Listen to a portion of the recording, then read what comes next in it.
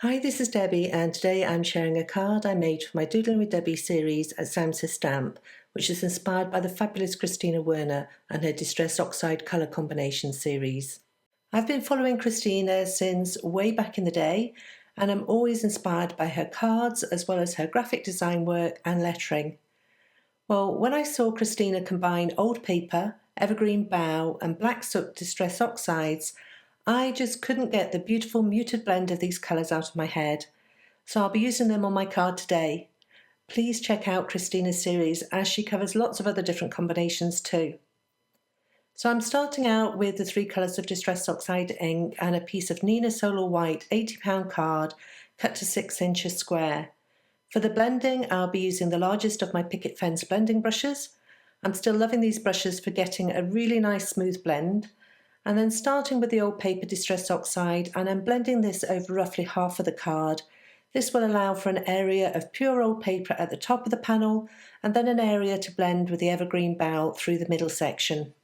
So as I work the evergreen bough through the middle, I'm concentrating on getting a smooth blend with the transition from old paper, and also bringing the colour down towards the bottom of the panel so that I will have an area to blend with the black soot. Black soot is a concentrated colour and you don't need much on your brush to get a good coverage. As you can see here, the Distress Oxides blend beautifully and you can work the blend for a while after the initial application. You can see that I missed a spot where the tissue I'd been using to protect the panel from fingerprints got in the way, but it was easy to keep blending the colours over this section until you wouldn't know where there had been a defined edge of the colour in that area. I use baby wipes to clean my glass mat of excess ink and prevent ink from being blended into the wrong section. And I also use baby wipes to clean my brush when moving from darker to lighter colours. I rub the brush head over a baby wipe several times and then I rub it over a dry tissue to remove any moisture, and then I'm set to go again. If I left the remains of the black soot on the brush as I worked more evergreen bough into the transition, then the black soot would likely have overpowered the evergreen bough. But with the clean brush, I'm able to apply more of the evergreen bough to blend the transition and even out the colour as I'd like it to be. I repeated the cleaning process to remove the evergreen bough ink before returning to the old paper ink to really work the colours over those transition areas. And once I'd finished really giving a good coating of the old paper to the top of the panel, I was happy with the overall blending of colours from one to another. I'm going to use a centre cut heart background stamp from Samsa Stamp and white heat embossed design over the ink blended background. Having lined up the stamp on the panel in the MISTI, I then made sure the panel was fully dry before stamping. The moisture from the Distress Oxides could easily cause embossing powder to stick everywhere, and so I dried the panel thoroughly with a heat tool before treating it with an anti-static powder bag. This will again help prevent embossing powder randomly sticking everywhere. I stamped the image in clear embossing ink from Samsa Stamp. This is a clear sticky ink that the embossing powder will easily stick to, and I made sure to press down firmly over the whole of the image to get a good impression. Having said that, I'm not actually using the whole of the image. The centre cut heart background stamp has a central heart area which can be removed, and I chose to stamp the image without the centre heart as I have plans to die cut this area afterwards. Having stamped the image, I sprinkled white embossing powder from Samsa Stamp over the sticky ink and then heat set it with a preheated heat tool. I let the embossing powder cool and then trim the panel to just slightly smaller than an A2 card base. Now let's return to that centre heart area.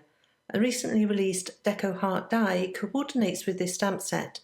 There are two dies in the set, one which will cut out the heart area and one which will cut out a decorative matching pattern. You could cut the pattern from the open area of the stamp design, however I chose to cut the whole area out with one die and then die cut the decorative die from white card to add to the middle of the heart window.